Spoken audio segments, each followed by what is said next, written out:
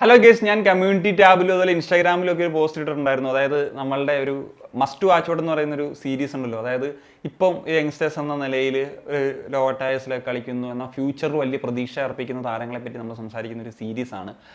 So അതിൻ്റെ ഒരു season 5 നമ്മൾ ആരംഭിക്കാൻ പോവുകയാണ്. ചില പ്ലേയേഴ്സിനെ പറ്റിയിട്ടുള്ള വീഡിയോസൊക്കെ ഉടനെ വരുമെന്നുള്ളത്. സാധാരണഗതിയിൽ നമ്മൾ ഓരോ സീസൺ തുടങ്ങുന്നതിന് മുമ്പ് അതിന് മുന്നത്തെ സീസണിൽ നമ്മൾ സംസാരിച്ചിട്ടുള്ള പ്ലേയേഴ്സ് ഇപ്പോൾ എന്ത് ചെയ്യുന്നു എന്നുള്ളത് സംസാരിക്കാറുണ്ട്. എന്നാൽ നമ്മൾ ഈ ഒരു വീഡിയോയിലൂടെ സംസാരിക്കാനായിട്ട് ഉദ്ദേശിക്കുന്നത് കഴിഞ്ഞ സീസണിൽ നമ്മൾ ആകെപ്പാടെ 2 പ്ലേയേഴ്സിനെ പറ്റി സംസാരിച്ചിട്ടുള്ളൂ. സോ ഫാർ ആ ഒരു പ്ലേയേഴ്സിൻ്റെ കാര്യങ്ങൾ, അതായത് കഴിഞ്ഞ 4 സീസണുകളിൽ നമ്മൾ സംസാരിച്ചിട്ടുള്ള ഏതാണ്ട് 18ഓളം പ്ലേയേഴ്സിനെ പറ്റി നമ്മൾ ഈ 4 സീസണുകളായിട്ട് സംസാരിച്ചിട്ടുണ്ട്. അതിൽ ഏറ്റവും പ്രധാനപ്പെട്ട ചില താരങ്ങൾ നല്ല കരിയറിൽ വലിയൊരു ഹൈ ലെവലിലേക്കൊക്കെ പോയി എന്ന് നമുക്ക് പറയാൻ പറ്റുന്നവരും അല്ലെങ്കിൽ നല്ല പെർഫോമൻസ് നടത്തുന്നവരും എന്നൊക്കെ പറയാൻ പറ്റുന്ന ചില താരങ്ങളെ പറ്റിയാണ് നമ്മൾ ഇന്നത്തെ ഒരു വീഡിയോ സംസാരിക്കുന്നത്. ഒരു കാര്യം ആലോചിക്കണം, നമ്മൾ ഈ ഒരു സീരീസിൽ സംസാരിക്കുന്നത് ഈ പറഞ്ഞതുപോലെ ഒരു ISL ഒന്നും കളിക്കാത്ത RFTL അല്ലെങ്കിൽ അതിന് താഴെയുള്ള ലീഗിലേക്ക് കളിച്ചെന്ന ഒരു പൊട്ടൻഷ്യൽ കാണിക്കുന്ന ഒരു പ്ലേയേഴ്സിനെ നമ്മളൊരു എന്താ പറയുക, ഒരു സ്കൗട്ടിംഗ് ലെവൽ എന്നൊക്കെ വേണമെങ്കിൽ നമുക്ക് പറയാം. ആ ലെവലിൽ നമ്മൾ ചെയ്ത് ഒരു ടാലൻറ്റ്, ഒരു പ്രതീക്ഷ നൽകുന്ന ചില താരങ്ങൾ എൻ്റെ പെർസ്പെക്റ്റീവിൽ, അതാണ് ഞാൻ ഈ ഒരു സീരീസ് ആയിട്ടൊക്കെ പറയാനായിട്ട് ഉദ്ദേശിക്കുന്നത്. ഇതിൽ നമ്മൾ ആദ്യത്തെ സീസണിൽ ചെയ്തിട്ടുള്ള ഒരു പ്ലെയർ ആയിരുന്നു അബ്ദുൾ റബീഹ്. അന്ന് അബ്ദുൾ റബീഹ് കേരള ബ്ലാസ്റ്റേഴ്സിൻ്റെ റിസർവ് സൈഡിൽ കളിച്ചുകൊണ്ടിരിക്കുന്ന ഒരു പ്ലെയർ ആയിരുന്നു. 4 വർഷങ്ങൾക്ക് ഇപ്പുറം അബ്ദുൾ റബീഹ് ഇപ്പം രാജ്യത്തെ തന്നെ മികച്ച വിംഗേഴ്സിൽ ഒരാളായി മാറിക്കഴിഞ്ഞു. അതുപോലെ ഹൈദരാബാദ് FC യുടെ ഏറ്റവും പ്രധാനപ്പെട്ട പ്ലെയറാണ്, ഫസ്റ്റ് ചോയ്സ് പ്ലെയറാണ്.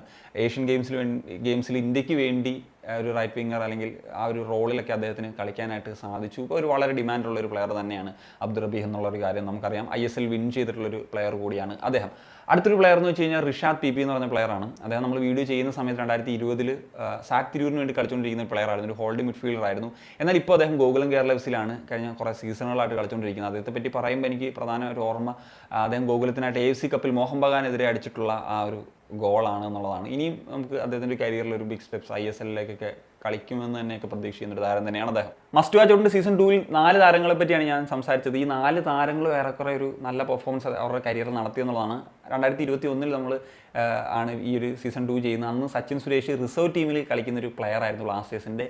ഇന്ന് നമ്മൾ നോക്കുന്ന സമയത്ത് കേരള ബ്ലാസ്റ്റേഴ്സിൻ്റെ ഫസ്റ്റ് ചോയ്സ് ഗോൾ കീപ്പർ എന്ന നിലയിൽ ഒരുപാട് ഫാൻ ഫോളോയിങ് ഒക്കെ ഉള്ളൊരു ഗോൾ കീപ്പർ, വളരെ ശ്രദ്ധ നേടിയെടുക്കുന്ന ഒരു ഗോൾ കീപ്പറായി അദ്ദേഹം മാറി എന്നുള്ളത് വളരെ സന്തോഷിപ്പിക്കുന്ന ഒരു കാര്യം തന്നെയാണ്.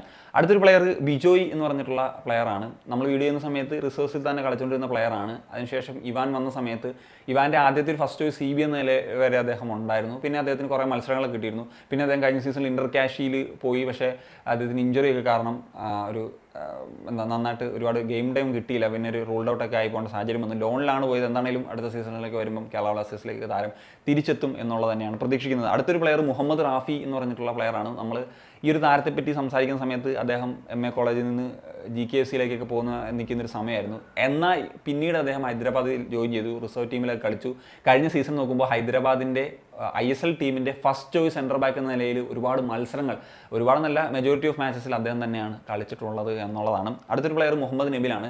നബിലിനെ പറ്റി സംസാരിക്കുന്ന ഒരു സമയത്ത് ഇപ്പോൾ ഞാൻ വീഡിയോ ചെയ്യുന്ന സമയത്ത് അദ്ദേഹത്തെ ഞാൻ കോൺടാക്ട് ചെയ്തപ്പോൾ അദ്ദേഹം സ്പെയിനിലൊക്കെ ആയിരുന്നു ഉണ്ടായിരുന്നത്. അന്ന് ഗോവയിൽ നിന്ന് അവിടെ സ്പെയിനിലൊരു ക്ലബ്ബിൽ പോയി കളിച്ച് ഗോൾ അടിച്ച് കൂട്ടുന്നു എന്നുള്ളൊരു വാർത്തകളൊക്കെ വന്നപ്പോൾ തന്നെയാണ് നമ്മളൊരു വീഡിയോ ചെയ്തത്. അതിനുശേഷം അദ്ദേഹം ഗോവയിൽ ജോയിൻ ചെയ്തു. ആദ്യത്തെ സീസണിലൊക്കെ ഗോൾ സ്കോർ ചെയ്യുന്ന നല്ല പെർഫോമൻസ് ഒക്കെ നടത്തിയിരുന്നു. പക്ഷേ അദ്ദേഹത്തിന് ചില ഇഞ്ചുറി പ്രശ്നങ്ങളൊക്കെ പിന്നീട് അദ്ദേഹത്തിന് കരിയറിൽ നേരിടേണ്ടി വന്നിട്ടുണ്ട്. ബട്ട് സ്റ്റിൽ ഇപ്പോഴും അദ്ദേഹം ഒരു ഗോവയുടെ സീനിയർ ടീമിലുള്ള പ്ലെയർ തന്നെ. സീസൺ 3ലേക്ക് വരുമ്പോഴും ഓൾമോസ്റ്റ് പ്ലേയേഴ്സ് എല്ലാം സക്സസ് കണ്ടെത്തി എന്നുള്ളതാണ്. അതിൽ ആദ്യത്തെ പേര് വിപിൻ മോഹൻ നമ്മൾ ഈ പറയുന്ന പോലെ വീഡിയോ ചെയ്യുന്ന സമയത്ത് ഇന്ത്യൻ ആരോസിൽ കളിക്കുകയാണ്. സോ അന്ന് KBFCയിൽ നിന്ന് ലോണിലൊക്കെ പോയി ഒരു നല്ല ടാലൻറ്റ് കാണിക്കുന്ന പ്ലെയർ എന്ന നിലയിൽ വീഡിയോ ചെയ്ത ഒരു സമയത്ത് നിന്ന് ഇപ്പം നോക്കുമ്പോൾ കേരള ബ്ലാസ്റ്റേഴ്സിൻ്റെ വളരെ ഇമ്പോർട്ടൻ്റ് ആയിട്ടുള്ളൊരു പ്ലെയറായി മാറിക്കഴിഞ്ഞു. രാജ്യത്തെ ഏറ്റവും മികച്ച ഹോൾഡിംഗ് മിഡ്ഫീൽഡേഴ്സിൽ ഒരാളായി കഴിഞ്ഞു. നാഷണൽ കോളപ്പ് വരെ അദ്ദേഹത്തിന് കിട്ടി. അദ്ദേഹത്തിൻ്റെ ഒരു കഴിവുകളൊക്കെ നമുക്ക് ബ്ലാസ്റ്റേഴ്സ് ആരാധകരോട് പ്രത്യേകിച്ച് വീണ്ടും പറയേണ്ടതില്ലല്ലോ. കാരണം അത്ര ഒരു മികവുള്ള ഒരു താരമാണ്. ടെക്നിക്കലി ആണെങ്കിലും അദ്ദേഹത്തിൻ്റെ ക്രിയേറ്റിവിറ്റി ആണെങ്കിലും ഒക്കെ നമുക്ക് അറിയാവുന്നൊരു കാര്യം തന്നെയാണ്. അടുത്തൊരു പ്ലെയർ ഐമനാണ്. ഐമനെ പറ്റി പറയുമ്പോൾ നമുക്കറിയാം, ആ ഒരു വീഡിയോ ചെയ്യുന്ന സമയത്ത് അദ്ദേഹം റിസർവിലൊക്കെ അത്യാവശ്യം ഗോളൊക്കെ സ്കോർ ചെയ്യുന്നു, ഇങ്ങനെയൊക്കെയുള്ള ലെവലിലാണ് ചെയ്തത്. ഇപ്പോൾ ഈ ഒരു സീസൺ കഴിയുമ്പോഴത്തേക്കും ഏറ്റവും കൂടുതൽ ഒരു ഫാൻ ഫോളോയിങ് ഉണ്ടായിട്ടുള്ള ഒരു പ്ലേയേഴ്സിൽ ഒരാൾ തന്നെയായിരുന്നു ഐമൻ. അതിനോടൊപ്പമാണ് ഐമൻ്റെ ഇരട്ട സഹോദരനായിട്ടുള്ള അസർ. അദ്ദേഹം താരതമ്യേന കുറച്ച് മിനിറ്റ്സ് ആണ് കളിച്ചിട്ടുള്ളെങ്കിലും ആ ഒരു ഡിഫൻസീവ് മിഡ്ഫീൽഡ് റോളിൽ ഞാൻ സ്റ്റാറ്റുകൾ വെച്ചിട്ടൊക്കെ ഒരു വീഡിയോ ചെയ്തപ്പോഴത്തേക്കും ഒരു ഹൈ ലെവൽ പെർഫോമൻസ് ആണ് അദ്ദേഹത്തിൻ്റെ സ്റ്റാറ്റ് വൈസ് നോക്കുമ്പോഴെന്നൊക്കെയുള്ള കാര്യം പറഞ്ഞു. അദ്ദേഹവും ഒരു നല്ല സീസൺ, ആരാധകർക്ക് ഇഷ്ടപ്പെട്ട ഒരു പ്ലെയർ തന്നെയായിരുന്നു ഈ സീസണിൽ നോക്കുമ്പം അസറും. മറ്റൊരു പ്ലെയർ നിഹാൽ സുധീഷാണ്. നിഹാൽ സുധീഷ് നമ്മൾ വീഡിയോ ചെയ്യുന്ന സമയത്ത് ഈ നേവിയിൽ നിന്നൊക്കെ ജോലി വിട്ടിട്ട് ബ്ലാസ്റ്റേഴ്സ് റിസർവ്സിലൊക്കെ ജോയിൻ ചെയ്യുന്ന സമയമായിരുന്നു. അത് അദ്ദേഹം ഒരു ധീരമായിട്ടുള്ള ഡിസിഷനൊക്കെ എടുത്തു എന്നുള്ളത് നമ്മൾ പറഞ്ഞിരുന്നു. ഇപ്പോൾ അദ്ദേഹം ബ്ലാസ്റ്റേഴ്സിൻ്റെ ഒരു സീനിയർ ടീമിലെ ഒരു അംഗമായിട്ട് മാറിക്കഴിഞ്ഞു എന്നുള്ളതാണ്. ഇനിയും അദ്ദേഹത്തിന് ഓപ്പർച്യൂണിറ്റീസ് ഒക്കെ വരും എന്നുള്ളത് തന്നെയാണ് പ്രതീക്ഷിക്കുന്നത്. മറ്റൊരു പ്ലെയർ രാഹുൽ രാജുവാണ്. രാഹുൽ രാജുവിനെ പറ്റി നമ്മൾ വീഡിയോ ചെയ്യുന്ന സമയത്ത് RFBL അദ്ദേഹം ടോപ്പ് സ്കോറായിട്ട് നിൽക്കുകയാണ്. ബംഗളൂരു എഫ്സിയുടെ റിസർവ് സൈഡിലാണ് കളിച്ചത്. അതിനുശേഷം അദ്ദേഹം ഗോകുലത്തിലേക്ക് മൂവ് ചെയ്തു.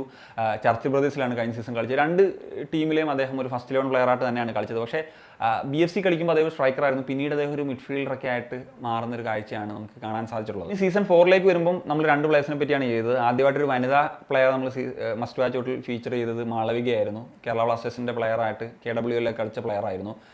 പിന്നീട് ഇപ്പം കേരള ബ്ലാസ്റ്റേഴ്സ് ഇല്ല, നമുക്കറിയാം. ആ ഒരു സാഹചര്യത്തിൽ കഴിഞ്ഞ സീസൺ IWL സേതു FC താരം കളിച്ചിരുന്നത്.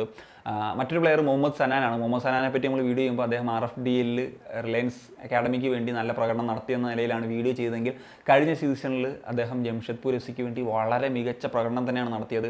സീസൺ മൊത്തം നോക്കുകയാണെന്നുണ്ടെങ്കിൽ ഏതാണ്ട് 3 ഗോളും 2 അസിസ്റ്റുമാണ് ISL സൂപ്പർ കപ്പിൽ നിന്നായിട്ട് അദ്ദേഹത്തിന് നേടിയെടുക്കാൻ സാധിച്ചത്. ഒരു ടീനേജറെ സംബന്ധിച്ചിടത്തോളം, ഒരു ഫസ്റ്റ് സീസൺ എന്നൊരു പ്ലെയറെ സംബന്ധിച്ചിടത്തോളം ഒരു വലിയ നമ്പർ തന്നെയാണ്. അദ്ദേഹത്തിന് അണ്ടർ 23 ഒരു കോളപ്പ് വരെ കിട്ടാനൊക്കെ കാരണമായിരുന്നു അത് എന്നുള്ളത് നമുക്കറിയാം. ഇനിയും അദ്ദേഹത്തിന് ഉറപ്പായിട്ടും ഒരു വലിയൊരു ഫ്യൂച്ചർ കാണുന്ന പ്ലെയറാണ്. അദ്ദേഹത്തിന് വേണ്ടി ബിഗ് ISL ക്ലബ്ബ് വലിയ വലിയ ഓഫേഴ്സും ഒക്കെ ആയിട്ട് രംഗത്തുണ്ട് എന്നുള്ളതാണ്. സീരീസൊക്കെ ചെയ്ത് കഴിഞ്ഞതിന് ശേഷം എനിക്ക് ഇതിലെ പല പ്ലെയേഴ്സുമായിട്ടും കാണാനും ഒക്കെ ഉള്ള ഒരു അവസരം കിട്ടിയപ്പം നമ്മളൊരു വീഡിയോസുമൊക്കെ ആയിട്ട് ബന്ധപ്പെട്ടാന്ന് സംസാരിക്കുകയൊക്കെ ചെയ്തിട്ടുണ്ടായിരുന്നു. ഞാൻ റാഫിയായിട്ട് സംസാരിച്ച വീഡിയോ ഒക്കെ നമ്മുടെ മാച്ച് ഡേ വ്ളോഗിൽ ഒക്കെ ഉൾപ്പെടുത്തുകയും ചെയ്തിട്ടുണ്ടായിരുന്നു. പിന്നീട് മാളവിക ആയിട്ട് ഈ അടുത്ത സമയത്തൊരു പ്രോഗ്രാമിലൊക്കെ വെച്ചിട്ട് മീറ്റ് ചെയ്തിട്ടുണ്ടായിരുന്നു. പിന്നെ ഈ പറഞ്ഞ പോലെ ഐമൻ അസറൊക്കെ ആണെങ്കിലും വിപിൻ മോഹനാണ്, സച്ചിൻ സുരേഷ്, ഇങ്ങനെയുള്ള പ്ലേയേഴ്സിനെ കാണാൻ പറ്റി. പിന്നെ ബാക്കി പ്ലേയേഴ്സിനെയൊക്കെ നമുക്ക് കണ്ട് ഇതുപോലെ സംസാരിക്കാൻ പറ്റുമെന്ന് പ്രതീക്ഷിക്കുന്നു. എന്താണെങ്കിലും ഇനി ഫ്യൂച്ചറിൽ പറഞ്ഞതുപോലെ കുറച്ച് ടാലൻസിനെയൊക്കെ ഞാനൊന്ന് സോർട്ട് ചെയ്ത് വെച്ചിട്ടുണ്ട്. അടുത്ത ദിവസങ്ങളിൽ തന്നെ മസ്റ്റ് വാച്ച് ഔട്ടിൻ്റെ സീസൺ 5 വീഡിയോ സീരീസ് നിങ്ങളിലേക്ക് എത്തുന്നതായിരിക്കും. അപ്പോൾ നിങ്ങളുടെ അഭിപ്രായങ്ങൾ ഉറപ്പായിട്ടും കമ്പോസ് ചെയ്യാൻ കാണിക്കാൻ സനി.